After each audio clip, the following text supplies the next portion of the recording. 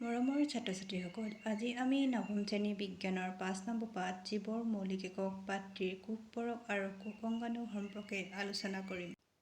আমি মানুহৰ গালৰ অস্থায়ী স্লাইড নিৰীক্ষণ কৰি দেখিছোঁ যে প্ৰতিটো কোষৰ একোটা অঞ্চল কোষাৱৰণখনে আবৃত কৰি ৰাখিছে।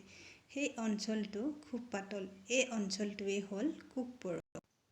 কোষ পৰক হ'ল কোষাৱৰণে আগুৰি ৰখা এক অৰ্ধজলীয়া পদাৰ্থ য'ত বিশেষ ধৰণৰ কোষ অংগাণুবিলাক থাকে। প্ৰতিটো কোষ অংগাণুৱে কোষৰ একোটা নিৰ্দিষ্ট কাৰ্য সম্পন্ন কৰে। অৰ্থাৎ কোষ পৰক হ'ল কোষাৱৰণ আৰু কোষকেন্দ্ৰৰ মাজত থকা জেলিৰ দৰে দ্ৰব্য। প্ৰকোষকেন্দ্ৰীয় আৰু সংকোষকেন্দ্ৰীয় কোষ এটা নিৰীক্ষণ কৰোঁতে আমি দেখিছিলোঁ যে প্ৰকোষকেন্দ্ৰীয় কোষৰ কেন্দ্ৰস্থলত কেন্দ্ৰাৱৰণৰ সৈতে প্ৰকৃত কোষকেন্দ্ৰ নথকাৰ উপৰিও আৱৰণীযুক্ত এনে কোষ অংগাণুবিলাক দেখা পোৱা নাযায়। আনহাতে সংকোষকেন্দ্ৰীয় কোষ এটাৰ কেন্দ্ৰস্থলত কেন্দ্ৰাৱৰণৰ সৈতে প্ৰকৃত কোষকেন্দ্ৰ থকাৰ উপৰিও আৱৰণীযুক্ত কোষ অংগাণুবিলাক দেখা পোৱা যায়। জীৱৰ দেহত বহুত ধৰণৰ কোষ অংগাণু দেখিবলৈ পোৱা যায়।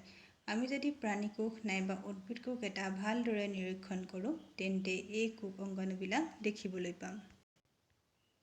এই কোষ অংগাণুবিলাক হৈছে নম্বৰ 1 অন্তঃপৰকীয় জালিকা, নম্বৰ 2 গলজি অংগ, number 3 lysosome, number 4 mitochondria, number 5 plastid, number 6 ৰসধানী বা ৰিক্তিকা। এতিয়া আহা আমি অন্তঃপৰকীয় জালিকাৰ বিষয়ে জানো। অন্তঃপৰকীয় জালিকা আৱৰণযুক্ত নলিকা আৰু মোনাৰে গঠিত বৃহৎ জালিকা। অন্তঃপৰকীয় জালিকাৰ আৱৰণৰ গঠন কোষাৱৰণৰ সৈতে প্ৰায় একেই।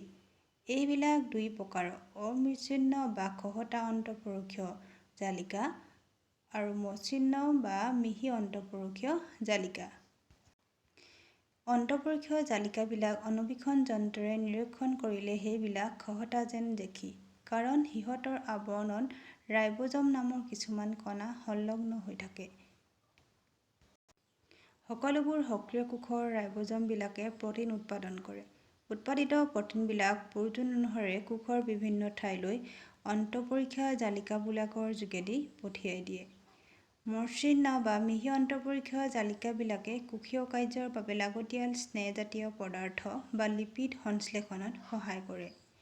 কিছুমান প্ৰ'টিন আৰু লিপিডে কোষাৱৰণ গঠনত সহায় কৰে। এই প্ৰক্ৰিয়াটোক কোষ আৱৰণৰ জীৱোৎপত্তি বুলিও কোৱা হয়। কিছুমান প্ৰ'টিনে আৰু লিপিডে উৎসেচক আৰু হৰম'ন হিচাপে কাৰ্য কৰে। অন্তঃপৰকীয় জালিকাৰ কাৰ্যবোৰ এনেধৰণৰ: কোষ পৰকৰ বিভিন্ন অঞ্চলৰ মাজত বা কোষ পৰক আৰু কোষকেন্দ্ৰৰ মাজত পদাৰ্থৰ সৰবৰাহ কাৰ্যত লিপ্ত হোৱা। অন্তঃপৰকীয় জালিকাবোৰৰ অন্য এক কাম হ'ল কোষৰ বিভিন্ন যাৱতীয় জৈৱ-ৰাসায়নিক প্ৰক্ৰিয়াবিলাক সংঘটিত হ'ব পৰাকৈ যথেষ্ট ঠাইৰ সৃষ্টি কৰা। মেৰুদণ্ডী যকৃত কোষত থকা মসৃণ অন্তঃপৰকীয় জালিকাবিলাকে অন্তঃকোষীয় বিষাক্ত দ্ৰব্য আৰু কিছুমান ঔষধক বিষাক্তহীন কৰাত বিশেষ ভূমিকা পালন কৰে।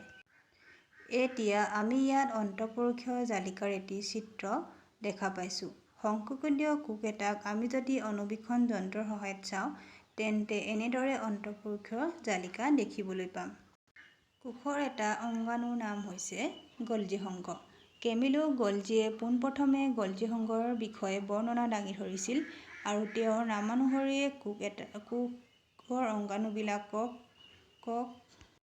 গলগি অংগ নাম দিয়া হৈছিল। এইবিলাক কিছুমান আৱৰণী বিশিষ্ট মোনাকাৰ গঠন যিয়ে পৰস্পৰে সমান্তৰালকৈ সজ্জিত হৈ থকা চিষ্টাৰণিৰ থাকৰ সৃষ্টি কৰে। এইবিলাকৰ আৱৰণীখন অন্তঃপৰকসমূহে জালিকাৰ আৱৰণৰ লগত সংযোগ হৈ থাকে আৰু সেইবাবে ইহঁতে কোষস্থ আৱৰণীৰ অন্য এক জটিল গঠন সৃষ্টি কৰে। গলজি অংগৰ কাৰ্যবোৰ এনেধৰণৰ: অন্তঃপৰকীয় জালিকাৰ গাতে সংশ্লেষিত হোৱা পদাৰ্থসমূহ গলজি অংগই কোষৰ ভিতৰৰ পৰা বাহিৰলৈ অনা নিয়াত অংশগ্ৰহণ কৰে। গলজি অংগৰ কাৰ্য হ'ল সঞ্চয়, উৎপাদিত পদাৰ্থবিলাকৰ বন্ধন আৰু ৰূপান্তৰণ।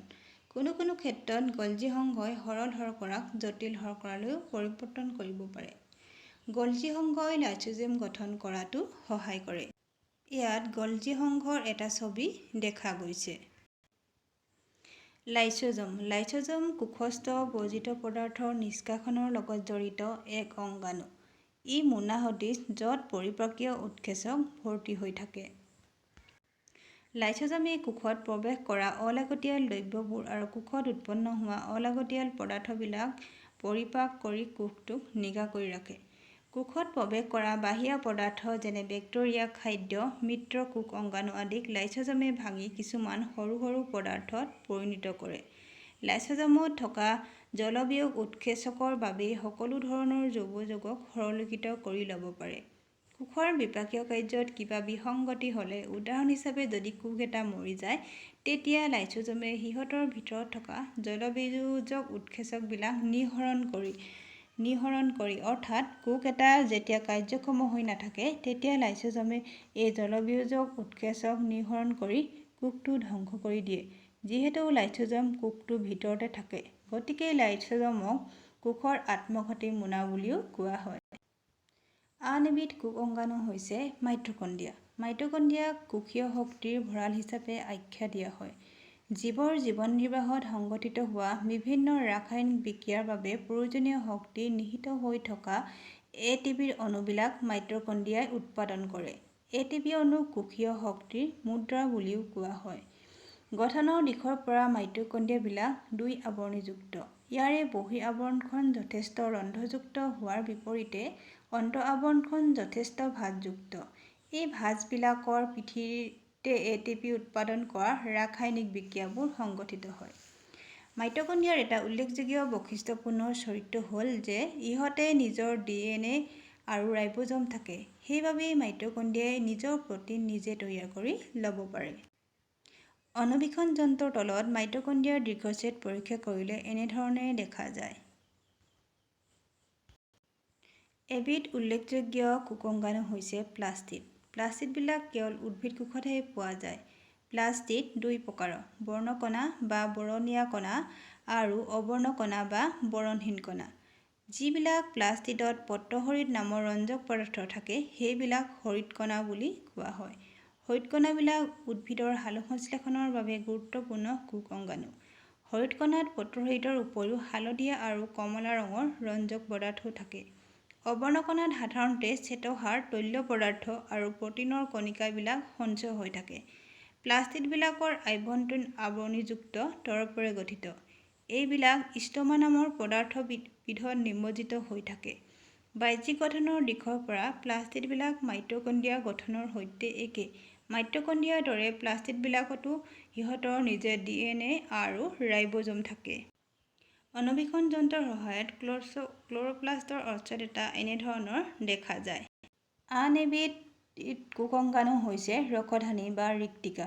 ৰসধানী বা ৰিক্তিকাবিলাক হ'ল গোটা বা তৰল পদাৰ্থ সঞ্চয় কৰি ৰখা মোনাসদৃশ কোষ অংগাণু। প্ৰাণীকোষৰ ৰসধানীবিলাক আকাৰত সৰু, অন্যহাতে উদ্ভিদ কোষবিলাক যথেষ্ট ডাঙৰ। কিছুমান উদ্ভিদ কোষত কেন্দ্ৰীয় ৰসধানীটোৱে কোষটোৰ প্ৰায় 50ৰ পৰা 90% ঠাই আগুৰি ৰাখে। উদ্ভিদ কোষৰ ৰসধানীটো কোষৰসেৰে পৰিপূৰ্ণ হৈ থাকে আৰু ইয়াৰ দ্বাৰাই কোষটোক স্ফীত আৰু দৃঢ় হৈ থকাত সহায় কৰে। উদ্ভিদৰ জীৱনত প্ৰয়োজনীয় হোৱা বহুবোৰ লাগতিয়াল পদাৰ্থ যেনে এমিনো এচিড, শৰ্কৰা আৰু কিছুমান প্ৰ'টিন আদি ৰসধানীত সঞ্চিত হৈ থাকে। এককোষী জীৱ যেনে এমিবাই খাদ্য ভক্ষণ কৰি যিবিলাক ৰসধানীত মজুত কৰি ৰাখে, সেইবিলাক খাদ্য ৰিক্তিকা বোলে। অন্য কিছুমান এককোষী জীৱিত এনে কেতবোৰ বিশেষ ৰসধানী থাকে, যিবিলাকে কোষৰ অতিৰিক্ত পানী আৰু কিছুমান বৰ্জিত পদাৰ্থ উলিয়াই পঠিওৱাত সহায় কৰে। আশা কৰিছোঁ এই ভিডিঅ'টোৰ দ্বাৰা তোমালোকে অলপ হ'লেও উপকৃত হ'বা। ধন্যবাদ।